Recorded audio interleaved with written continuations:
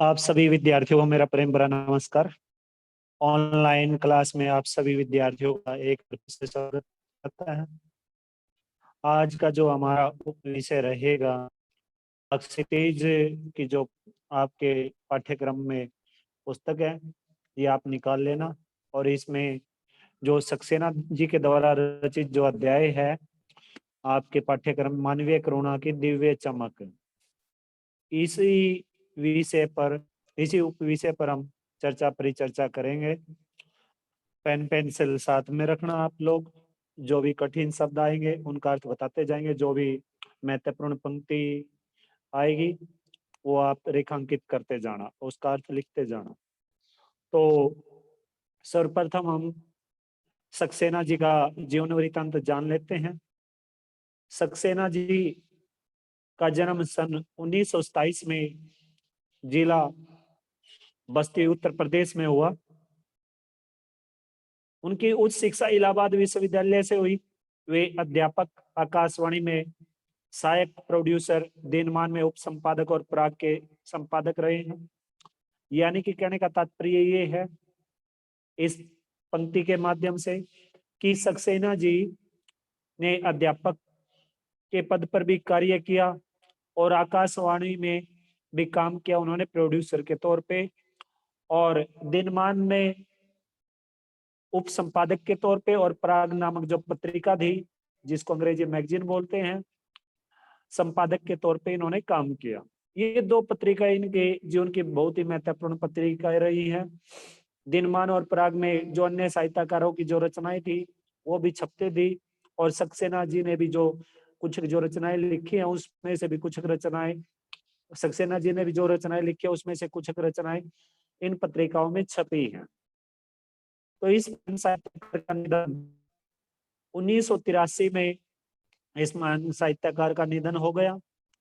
हिंदी साहित्य जगत में एक बहुमुखी प्रतिभा के साहित्यकार के तौर पे ये जाने जाते हैं। इन्होंने हिंदी साहित्य को एक कवि के रूप में, एक कहानीकार के रूप में, एक उपन्यासकार के रूप में, निबंधकार के रूप में, एक नाटककार के रूप में अपना महत्वपूर्ण योगदान दिया है इस महान साहित्यकार। सक्सेना जी की प्रमुख जो रचनाएं हैं, काठ की घंटिया, कुआनो नदी, जंगल का दर्द, खूंटियों पर टंगे लोग, कविता संग्रह है ये सभी के सभी। पागल कुत्तों का मसीहा, सोया हुआ जल, ये दोनों इनके उपन्यास है। लड़ाई कहानी संग्रह, बकरी एक नाटक है, काफी प्रसिद्ध नाटक है ये इनका। बो बो खो खो, बतौता का जूता, लाख की नाक, ये बाल साहित्य है। चर्चे और चरखे उनके लेखों का संग्रह है। खूंटियों पर टंगे लोग पर उत्तर प्रदेश सरकार ने इन्हें साहित्य अकादमी पुरस्कार से सम्मानित किया, इस महान साहित्यकार को। सक्सेना जी ने जो अपनी हिंदी साहित्य में जो अपना महत्वपूर्ण योगदान दिया, उस योगदान के माध्यम से इनकी जो पहचान हिंदी साहित्य में और पूरे देश भर में इनकी जो पहचान हुई, वो पहचान हुई इन्होंने अपनी जो लेखनी चलाई वो मध्य वर्गीय वर्ग पर इन्होंने अपनी लेखनी चलाई, मध्य वर्ग पर। यानी कि मध्य वर्गीय आकांक्षाओं के ये लेखक के रूप में जाने जाते हैं। और मध्य वर्गीय जीवन की महत्वाकांक्षाओं को, उनके सपनों को, उनके संघर्षों को, और उनके पर जो हो रहा शोषण है, उनके साथ जो शोषण होता है उनका, उनकी हताशा, उनकी कुंठा का जो चित्र है, इन्होंने बड़ी सावधानी पूर्वक अपनी रचनाओं के माध्यम से समाज के समक्ष ये सभी जो इनकी काव्यगत इनकी विशेषता रही हैं, ये सभी की सभी इन्होंने अपने समाज के समक्ष इन्होंने उजागर किया है। चाहे उसमें मध्य वर्ग के जीवन की आकांक्षाएं हो, चाहे उनके सपने हो, चाहे संघर्ष हो, चाहे शोषण हो, या हताशा हो, या कुंठा हो, इन्होंने अपने साहित्य में ये सभी कुछ इनके संदर्भ में लिखा है, मध्य वर्ग को आधार बनाकर।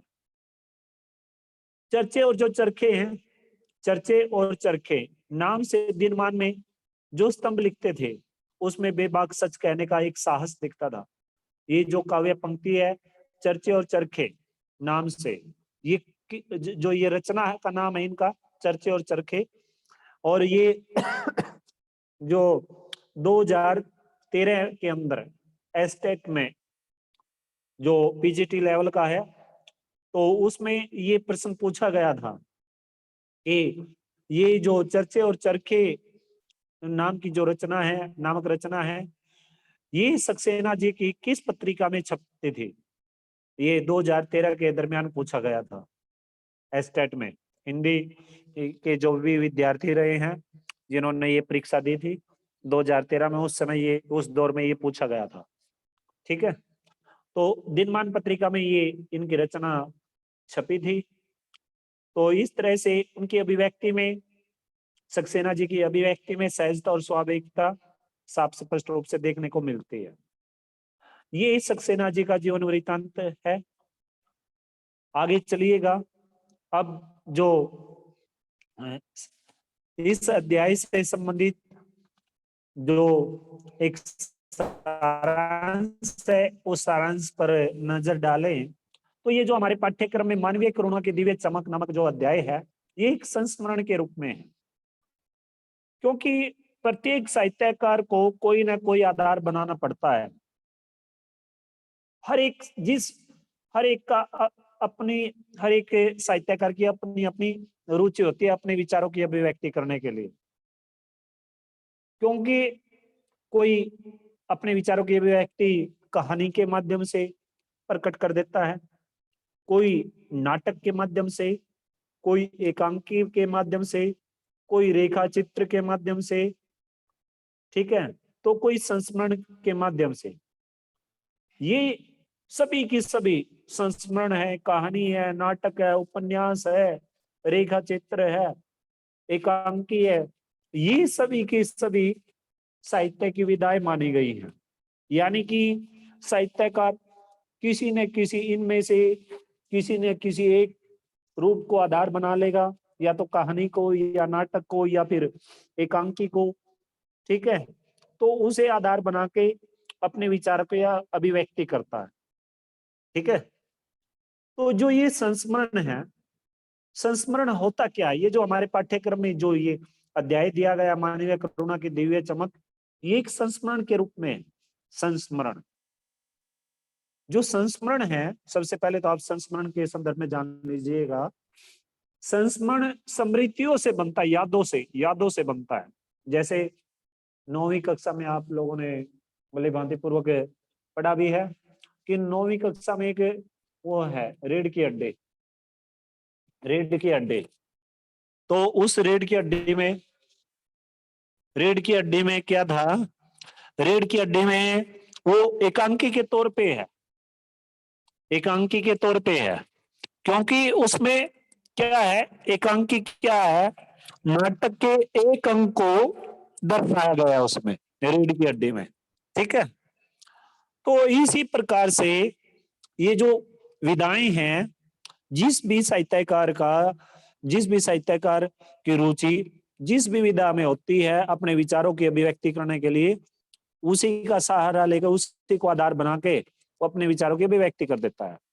ठीक है भाई, तो ये जो संस्मरण है, संस्मरण बनता है स्मृतियों से, और स्मृतियां जो होती है वो बहुत ही जीवन के लिए बहुत ही महत्वपूर्ण होती है, जीवन को बहुत ही महत्वपूर्ण बना देती है स्मृतियां, यादें, जिसको हम यादें कहते हैं, याद, रिमेम्बरिंग, शायद अंग्रेजी में रिमेम्बरिंग कुछ ऐसा बोलते होगे। आप अंग्रेजी के विद्यार्थी हो, आपको भली भांति पूर्वक पता, मुझे इतना ज्यादा अंग्रेजी विषय के बारे में जानकारी नहीं है। तो जो यादें हैं, वो यादें किसी भी वस्तु से, किसी भी पदार्थ से, किसी भी जगह से हो सकती है। तो यहाँ पर जो यादें हैं, यादें यहाँ पर फादर कामिल बुल्के से संबंधित है। ठीक है, इस अध्याय में तो जो यादें हैं, स्मृतियां हैं, वो हमेशा ही जीवन को बहुत महत्वपूर्ण बनाती है। तो इस अध्याय में फादर कामिल बुल्के पर ये संस्मरण इन्होंने, इस महान साहित्यकार ने, सक्सेना जी ने लिखा है। इसमें बताया कि जो फादर कामिल बुल्के है वो अपने को भारतीय कहने वाले थे, बल्कि वो अपने आप को भारतीय मानते थे, फादर कामिल बुल्के। जबकि फादर बुल्के का जन्म तो बेल्जियम यानी कि यूरोप के रेम्स चैपल शहर में हुआ था। रेम्स चैपल शहर में, जो जो रेम्स चैपल शहर है, वहां पे गिरजों, पादरियों, धर्मगुरुओं, संतों की भूमि कही जाती है रेम्स चैपल शहर। जो रेम्स चैपल शहर है वो गिरजों की, पादरियों की, धर्मगुरुओं की और संतों की भूमि कही जाती है। इन विशेषताओं के लिए जाना जाता है रेम्स चैपल। लेकिन उन्होंने अपनी जो कर्म भूमि है, फादर कामिल बुल्के ने अपनी कर्म भूमि भारत को बनाया, भारत देश को अपनी कर्म भूमि बनाया।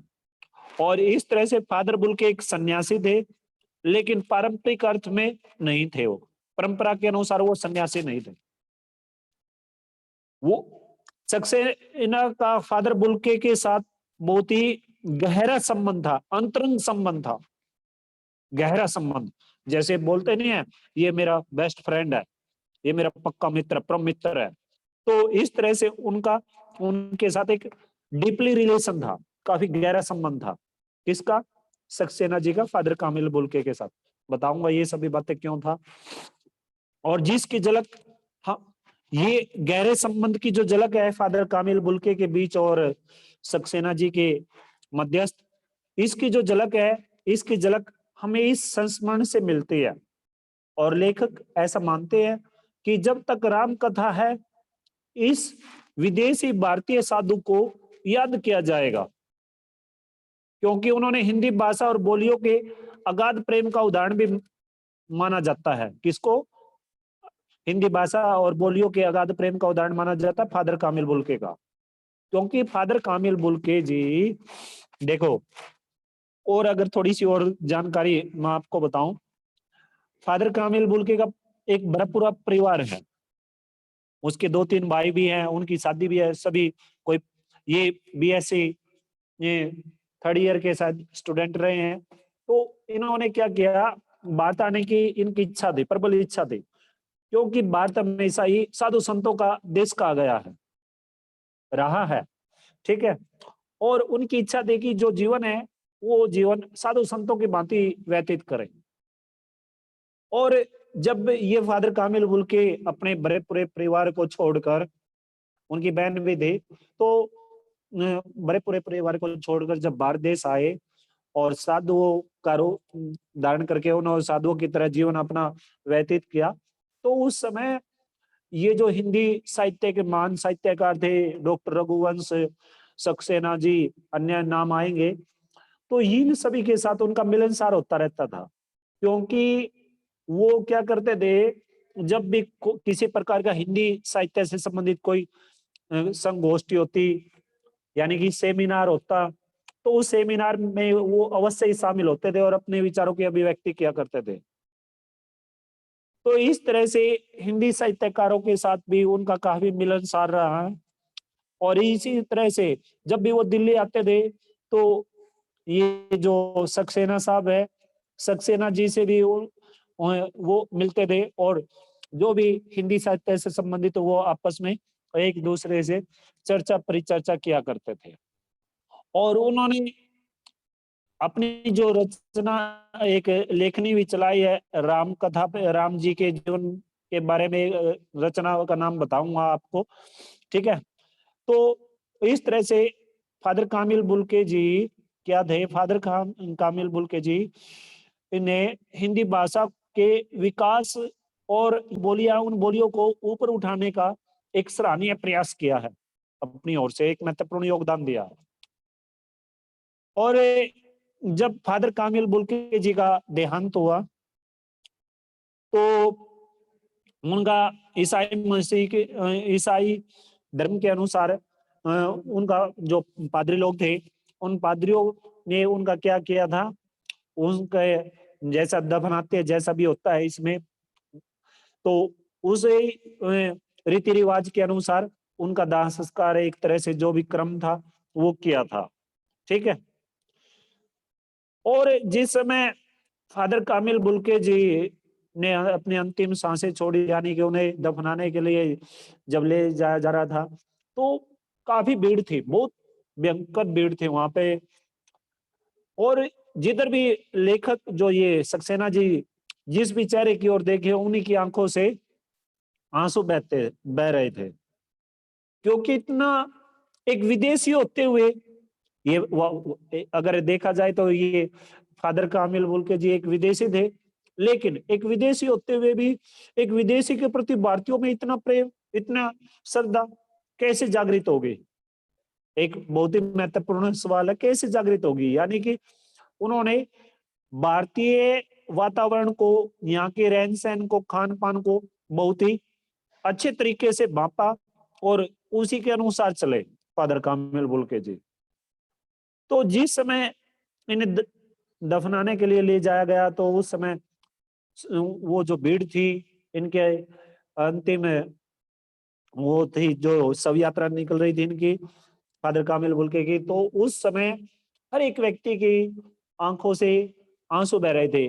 अगर एक कुछ एक शब्दों में, नम आंखों को गिनना स्याही फैलाना जैसा है, इस प्रकार की एक काव्य पंक्ति बन जाएगी, आपके पाठ्यक्रम में आएगी, एक प्रश्न के रूप में आएगी, वो पूछा जाएगा आपको, उसका स्पष्टीकरण भी बताया जाएगा।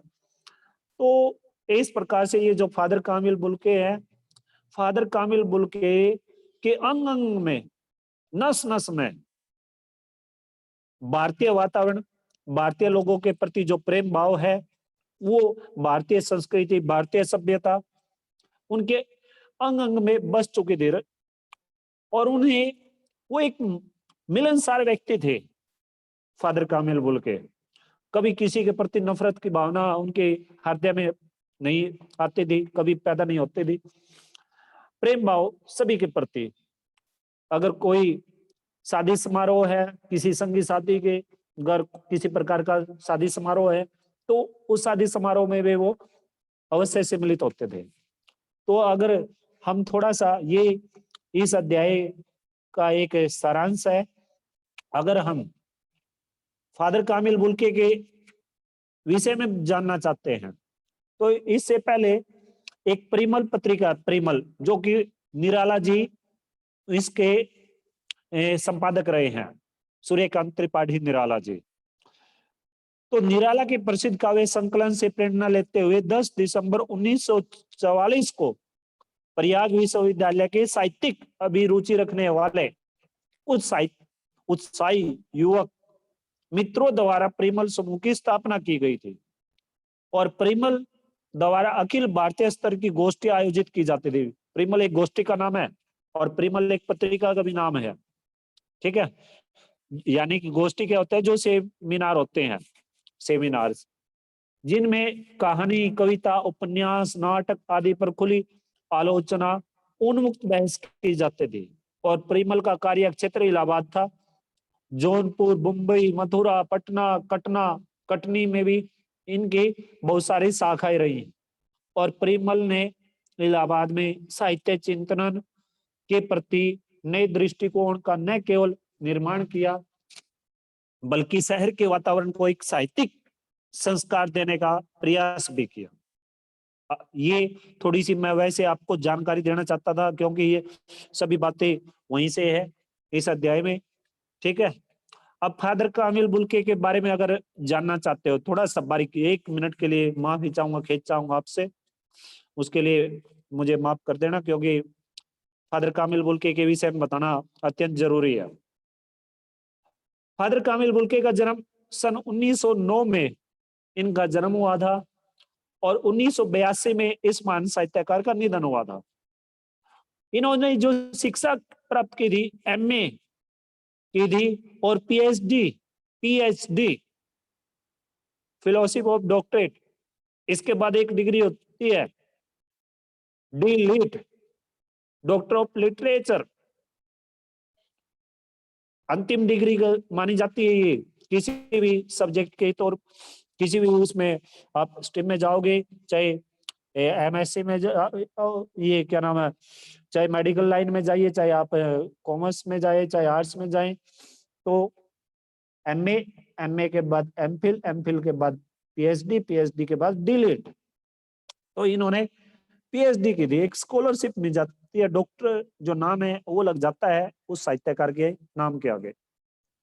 इनकी जो प्रमुख रचनाएं हैं फादर कामिल बुल्के जी की, राम कथा उत्पत्ति और विकास, राम कथा और तुलसीदास, मानस कौमुदी, ईसा जीवन और दर्शन, अंग्रेजी हिंदी कोश।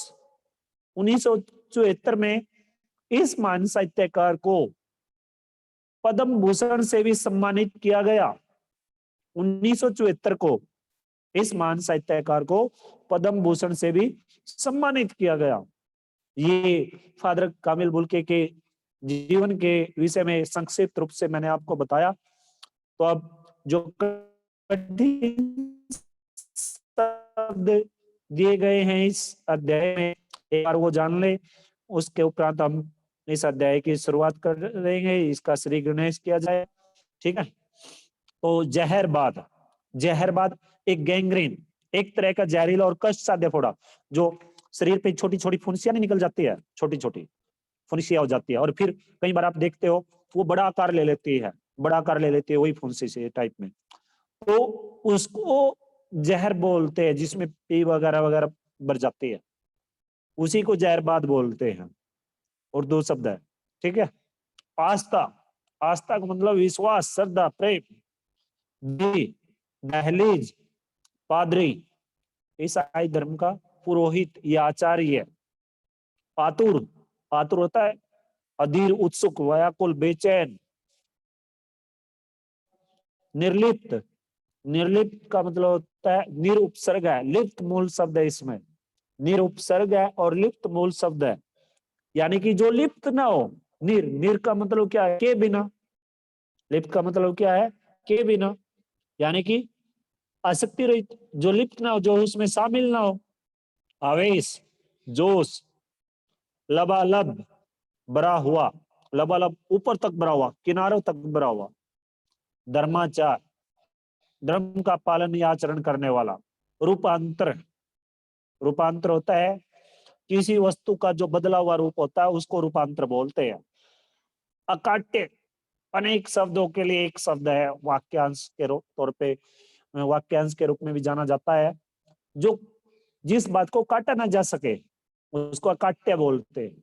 विरल, यानी कि कम मिलने वाली, जिसकी शॉर्टेज हो जाती है उसको विरल बोलते हैं। जैसे आजकल क्या नाम है, क्या है, जैसे यूरिया खाद की काफी कमी है। ठीक है, एक तरह से कमी हो जाना। ताबूत, शव या मुर्दा ले जाने वाला संदूक या बक्सा, समझते हो गए? शव या मुर्दे को, कई बार आप WWE की फाइट देखते होगे, WWE की फाइट में अंडरटेकर को देखा है?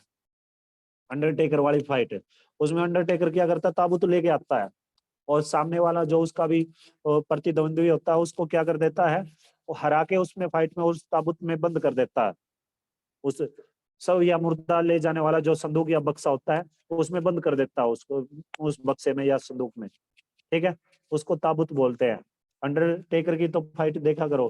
ठीक है, उसमें ये चीजें देखने को मिलती है। वैसे भी आपको सामान्य तौर पे पता है, क्रील, झाड़ी के रूप में उगने वाला एक कंटीला और बिना पत्ते का एक जो पौधा होता है उसको क्रील बोलते हैं। गैरिक वसन, जो साधु संत लोग है जो गेरुए रंग के वस्त्र पहनते हैं, साधु संत लोग जो जैसे कपड़े पहनते हैं ना, उनको क्या बोलते हैं? गैरिक वसन बोलते हैं। वसन होता है वस्त्र, कपड़ा, संस्कृत शब्द है गैरिक। गैरिक, गैरिक यानी कि गेरुए रंग का। सरदानत, सरदानत प्रेम और अभियुक्त पूज्य भाव। ये इस अध्याय में जो कठिन शब्द हैं, कठिन शब्द इस अध्याय में दिए गए हैं। अब पेन पेंसिल आप साथ में रखना। तो श्री गणेश करते हैं इस अध्याय का। फिर भी अगर आप में से किसी को कोई समस्या आती है तो अंतिम 5 मिनट में आपसे पूछ लेंगे। ठीक है भाई। मानवीय करुणा की दिव्य चमक, लिख लेना ये मानवीय, ये प्रत्यय है, मानव, मानव मूल शब्द है, ये इसमें प्रत्यय है। ठीक है, ये क्या है इसमें? प्रत्यय। तो मानवीय करुणा, करुणा, करुणा होता है दया, यानी कि इन दो शब्दों का अर्थ हो गया मनुष्य के मन में पैदा होने वाली जो दया है, मनुष्य के मन में पैदा होने वाली जो दया है, इन दो शब्दों का अर्थ है दिव्य की क्या है, कार्य की विभक्ति है दिव्य। दिव्य होता है महान, अलौकिक, अलौकिक अंग्रेजी में शायद अलौकिक, वंडरफुल बोलते हैं, कुछ ऐसा ही बोलते होंगे, देखो अद्भुत होता है, ठीक है, दिव्य चमक। तो दिव्य चमक यानी कि मन, मनुष्य के मन में पैदा होने वाली जो महान अलौकिक जो दया है, उसको हम मानवीय करुणा की दिव्य चमक कहते हैं। अब आगे आप शुरू करें, ठीक है भाई। तो फादर को जहरबाद से नहीं मरना चाहिए था। अब ये बात पहली पंक्ति में देखो, फादर को जहरबाद से नहीं मरना चाहिए था, ये कौन कहते हैं? सक्सेना जी बोल रहे हैं इस पंक्ति में। सक्सेना जी बता रहे हैं, क्योंकि सक्सेना जी को काफी दर्द है, काफी दुख है, पीड़ा है, वेदना है उनके मन में कि जिस व्यक्ति ने अपना पूरा का पूरा जीवन साधु संतों के रूप में यानी कि परमपिता परमात्मा की भक्ति के में लगाया, और आखिर में परमपिता परमात्मा ने उसकी जो मौत उसको दी, वो कैसे दी? इतनी भयंकर मौत दी उसे, जहरबाद से उसकी मौत हुई। तो इस पंक्ति का अर्थ बता रहे हैं आपको, सक्सेना जी ऐसा सोच रहे हैं, ऐसा मान रहे हैं कि परमात्मा का उनके प्रति ऐसा नहीं कर्म करना चाहिए था, उन्हें जहरबाद से ऐसी एक भयानक ये जो रोग है, इस भयानक रोग से उन्हें नहीं मारना चाहिए था, क्योंकि उन्होंने तो पूरा का पूरा जीवन उन्हीं की भक्ति में, उन्हीं के जाप में, उन्हीं के सुमरण में व्यतीत किया है। किसने? किसने? फादर कामिल बुल्के जी ने, ठीक है। तो आगे चलिए, जिसकी रगों में, देखो जहरबाद तो मैंने आपको बता ही दिया था इसका अर्थ, ठीक है। जिसकी रगों में दूसरों के लिए मिठास भरे अमृत के अतिरिक्त और कुछ नहीं था। रगो, रग, नस, रगों बहुवचन है, रगो नसों में, रगो क्या होता है? नसों में, अमृत सुधा पीयूष, अतिरिक्त, अतिरिक्त, अति, अति, अति का मतलब होता है बहुत, यानी कि उपसर्ग है, अति, अति उपसर्ग, ठीक है। और रिक्त, रिक्त मूल शब्द है, ठीक है, यानी कि इसका जो अर्थ हो गया वो हो गया सिवा के और कुछ नहीं था। उसके लिए इस जहर का विधान क्या हो? प्रश्नाशैली है, प्रश्नवाचक चिन्ह चिन्ह का प्रयोग किया गया है। तो उसके लिए इस जहर का विधान क्या हो? विधान, विधान का मतलब होता है होना या रचना, रचना, ठीक है। यह सवाल किस ईश्वर से पूछे? कौन कह रही है इसमें बातें? ये सभी बातें किसके मन में उत्पन्न हो रही है, किसके प्रति उत्पन्न हो रही है और क्यों उत्पन्न हो रही है? ये सभी बातें सक्सेना जी के मन में उत्पन्न हो रही है, और किसके प्रति? फादर कामिल बुल्के के प्रति। हो क्यों? क्योंकि उन्हें वो जो परमात्मा ने उन्हें जो मौत दी, वो एक जहरबाज नामक जो रोग था, उस रोग से उन्हें मौत दी। लेकिन सक्सेना जी ऐसा मान रहे हैं कि उन्हें ऐसे भयानक रोग से उन्हें मौत नहीं आनी चाहिए थी, उनकी मौत नहीं होनी चाहिए थी, ठीक है। प्रभु की आस्था ही जिसका अस्तित्व था। अब देखो पूरा का पूरा निचोड़ आ गया इस पंक्ति में, पूरा निचोड़ आ गया। ये जो उपयुक्त दो तीन पंक्तियां हम पढ़ चुके हैं, इन पंक्तियों का निचोड़ है इन पंक्तियों में, इस पंक्ति में, कि प्रभु की आस्था ही जिसका अस्तित्व था, अस्तित्व, जीवन, आस्था, विश्वास, वह देह की इस यातना की परीक्षा उम्र की आखिरी दहरी पर क्यों दे? यानी कि इस पंक्ति के माध्यम से क्या है? इस पंक्ति के माध्यम से साहित्यकार यही बताना चाहते हैं कि जिसने अपना पूरा का पूरा जीवन प्रभु की आस्था में बिताया है, व्यतीत किया है, और फिर अंतिम समय में उसे जब शरीर से उसके प्राण निकलने वाले हैं, छूटने वाले हैं, तो वो ऐसे इस फादर कामिल बुल्के अपना पूरा अंतिम समय में दुखों से भरा जीवन क्यों जिए? परमात्मा को तो अंतिम समय में उसने सुखपूर्वक उनके शरीर से जो प्राण है वो लेने चाहिए थे, लेकिन उन्हें अंतिम समय में क्या किया, अंतिम समय में परमात्मा ने उन्हें दुख ही दुख पैदा कर दिया उनके जीवन में। ये ऐसे भयानक जो रोग है उन्हें दे दिया। तो यातना होता है वही, यातना का मतलब है दुख, पीड़ा, वेदना। परीक्षा, परीक्षा का मतलब है जांच। एक हम अधिकतर है ना, एक थोड़ा सा आप लोग समझ भी ले, अधिकतर हम क्या करते हैं जब भी पत्र लिखते हैं, क्या करेंगे, परीक्षा भवन क ख ग पंचकुला या नई दिल्ली सेवा में संपादक महोदय जो भी है, ये ऐसे लिखते हैं। और अधिकतर बच्चे क्या करते हैं, परीक्षा, परीक्षा इक छोटी की मात्रा का प्रयोग कर देते हैं, इक्सा, इक्स, इक्स में न देखना संस्कृत शब्द है। और जब हम बड़ी की मात्रा का प्रयोग ना करके छोटी की मात्रा का प्रयोग करते हैं, यानी कि इसका लघु स्वर का प्रयोग कर देते हैं, तो उसका मतलब होता है कीचड़, कीचड़।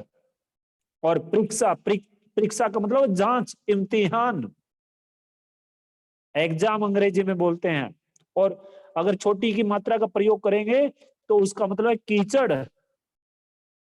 इस बात को विशेष ध्यान रखना आप लोग, ठीक है। तो उम्र, उम्र का मतलब है आयु की आखिरी दहरी पर क्यों दे, दहरी, दहरी का मतलब है दहलीज, एक लंबी पादरी के सफेद चोगे से ढकी आकृति सामने है। पादरी, पादरी क्या है, ईसाई धर्म के जो सन्यासी होते हैं, ठीक है। और आगे देखिएगा, चोगे